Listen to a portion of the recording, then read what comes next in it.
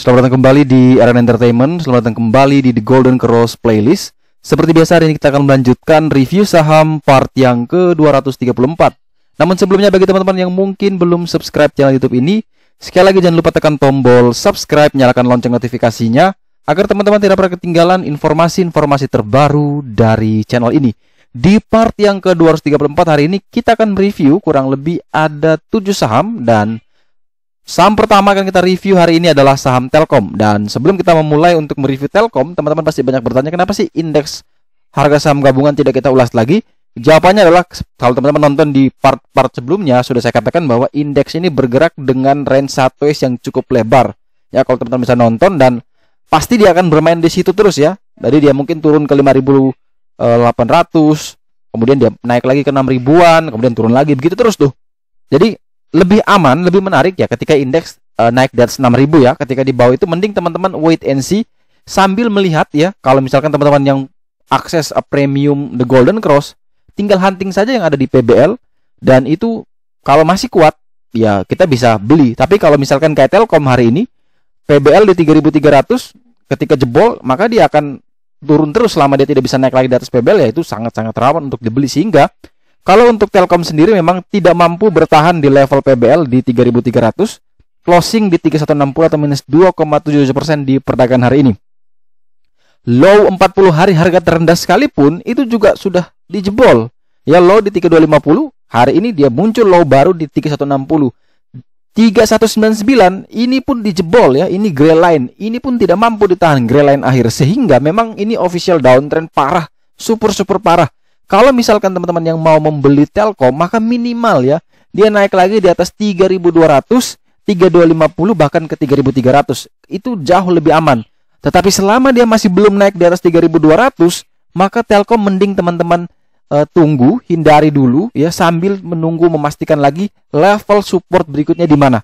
Kalau di The Golden Cross ini tidak menunjukkan level supportnya di mana, karena 40 hari dia bergerak sideways, tetapi pada hari ini dia kemudian breakdown dan akhirnya benar-benar dia official downtrend dan juga tidak memiliki lantai berikutnya. Kalau misalkan teman-teman pakai chart yang di trading view atau di investing, mungkin teman-teman bisa menemukan lantai berikutnya di mana. Tapi kalau The Golden Cross sesimpel ini kita melihat, kalau memang sudah tidak ada lagi lantai, maka ini sangat-sangat berisiko dan kita akan tunggu lagi. Nanti kita pakai weekly juga bisa untuk melihat lantai berikutnya di berapa. Tapi kalau misalkan yang mau membeli Telkom, maka lebih direkomendasikan minimal ya itu naik di atas 3.200 baru boleh beli minimal ya. Tapi kalau jauh lebih kuat itu memang harus naik lagi di atas 3.300. Jadi teman-teman bisa atur sendiri risk management dan bisa atur sendiri batas cut loss dan taking profit di area mana. Kemudian berikutnya adalah saham BBCA, di mana saham ini tutup di harga 32.025 atau naik 1,9%. Dan kalau teman-teman perhatikan bahwa BBCA ini memang masih kuat bertahan di atas level PBH. Level support terkuat saat ini yaitu di 31.850. Kemarin sempat jebol namun bisa naik kembali. Ya, ini bisa naik lagi di atas PBH 31.850, sehingga kalau misalkan BBCA mampu dan masih kuat bertahan di atas 31.850, maka ada peluang. Ada peluang besar dia menuju ke 40 hari harga tertinggi yaitu di 35.800. Mengingat ya, BBCA ini sudah mungkin merilis laporan kuartal satunya, mungkin hasilnya bagus sesuai ekspektasi, sehingga memang sahamnya sudah bergerak cukup bagus ya. Ini sudah breakout downtrendnya ya, downtrendnya sudah mampu dilewati, karena downtrend itu berada di level 30.825 ya, sekaligus level yang paling kuat. Ketika itu mampu ditembus ya, ini dia sudah coba ya, baru mulai tembus nih. Ini kalau misalkan dia bisa turun sekali lagi, kuat bertahan di level 30.825 sampai dengan 31.850, bisa pertimbangkan buy dan ada potensi dia bisa terus melanjutkan kenaikan. Tetapi kalau misalkan BBCA ini tidak mampu bertahan di atas 31.850, maka ada peluang besar ya, ada peluang besar BBCA bisa menuju ke PBL yaitu di 29.900. Jadi kalau misalkan teman-teman yang mau beli 31.850 sampai dengan 32.000 mungkin menjadi range buy yang menarik. Cut loss ketika dia jebol di bawah 31.850 dengan target adalah menuju ke 40 hari harga tertinggi yaitu di 35.800. Kemudian setelah BBCA kita punya saham BBRI, di mana saham ini tutup naik tipis 0,72%. 2% di perdagangan hari ini.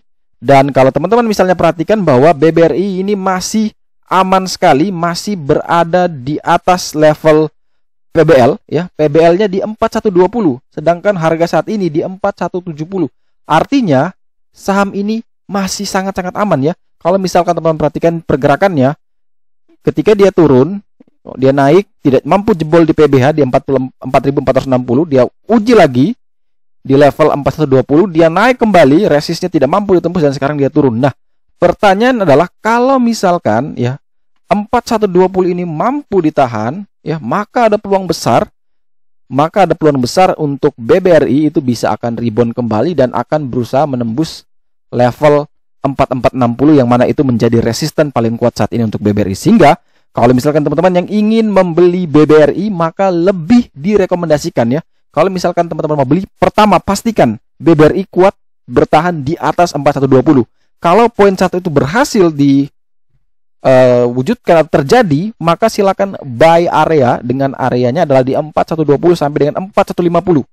Batasi stop loss kurang lebih di mana? Kurang lebih di 4090 atau mau lebih jauh di 4000. Tapi teman-teman bisa hitung sendiri risk rewardnya ya. Tapi kalau saya memang 3 tick saja dari 4120. Nah, teman-teman bisa pasang di sana dengan target kenaikan ya, target kenaikan terdekat di gold line di 4250 dan target jauh menuju ke PBH yaitu di 4460. Tetapi kalau misalkan open dan turun di bawah 4120, mending teman-teman wait and see terlebih dahulu sampai saham BBRI ini bisa naik lagi di atas 4120, baru teman-teman bisa pertimbangkan untuk kembali entry di saham ini.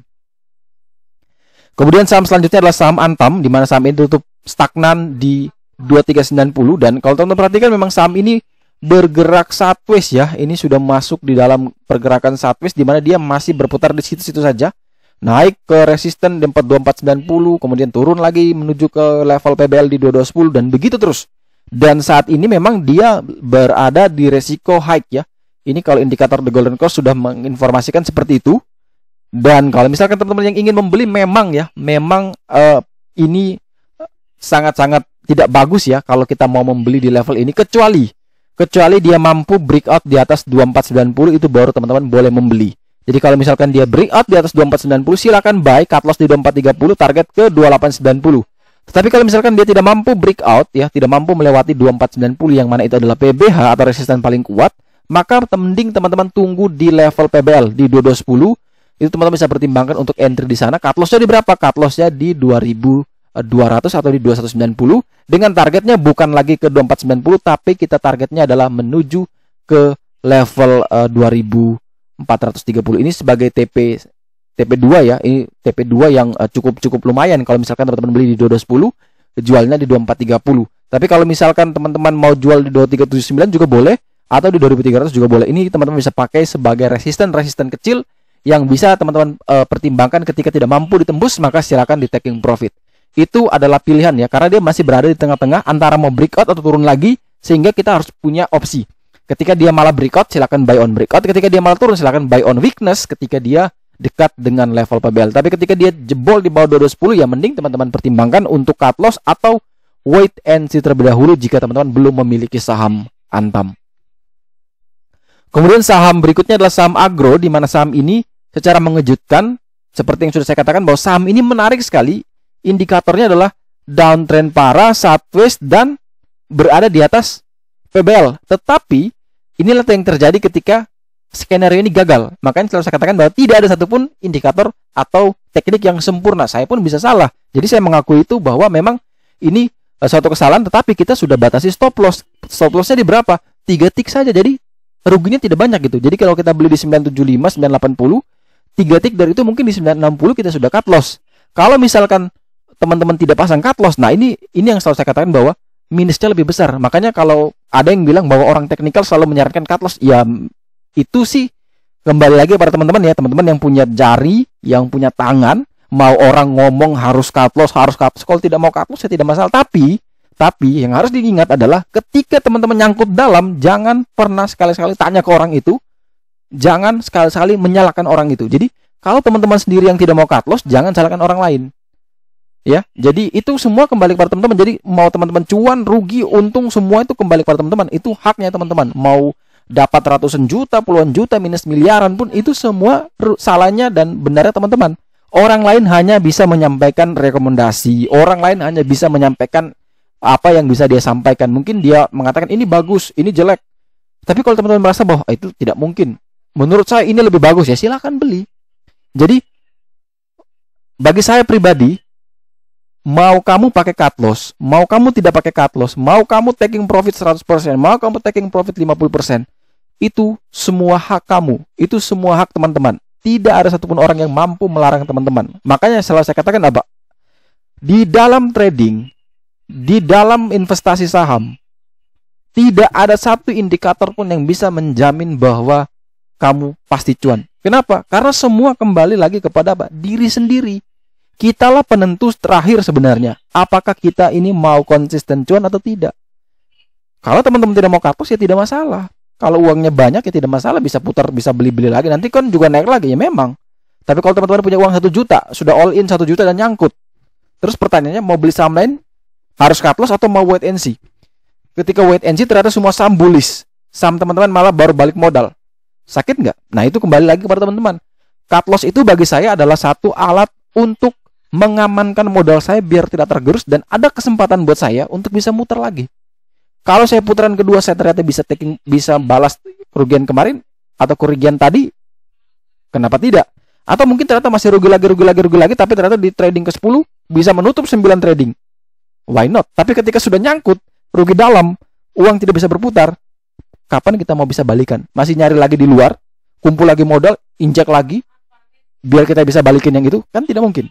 Average down terus, sampai akhirnya modal habis, orang lain malah cuan, pilih saham lain malah cuan, kita malah menonton dengan porto kita yang merah. Makanya, bagi saya, kalau misalkan kasusnya seperti agro ini memang wajar saja bagi saya, karena tidak semua pilihan saya bagus. Jadi ketika agro ini jebol, ya saya sudah cut loss, kita lepas. Dan kalau mau membeli lagi saham ini, ya pastikan dia naik lagi di atas 975. Selama dia belum naik di atas 975, ya saya tidak akan masuk lagi di saham agro. Jadi kalau misalkan teman-teman bertanya, agro bagaimana? Kalau dia naik di atas 975, baru kita boleh pertimbangkan untuk membeli lagi. Tapi kalau dia tidak naik, maka mending wait and see terlebih dahulu sampai kita menunggu lantai berikutnya dari saham agro. Berikutnya kita punya saham Adaro, di mana saham ini ditutup stagnan di 1210. Di mana kalau teman-teman perhatikan bahwa saham ini berjuang untuk bisa naik di atas PBH di 1230, namun tidak berhasil, ya ini tidak mampu naik, uji lagi tidak mampu naik. Dan kalau misalkan dia mampu breakout di atas 1230, silakan buy. Silakan buy on breakout di 1230, cut loss di 1200. Targetnya adalah ke berapa? Ke 1300 terdekat dan terjauh ke 1340 sebagai 40 hari harga tertinggi. Tetapi kalau misalkan ternyata dia tidak mampu breakout, ya, maka mending teman-teman tunggu di sekitaran area PBL, yaitu di 1160, 170 sebagai titik entry untuk membeli. Sekali lagi, emiten ini karena dikabarkan akan membagikan dividen, dan dividen payout ratio-nya sangat besar ya, 99% lebih.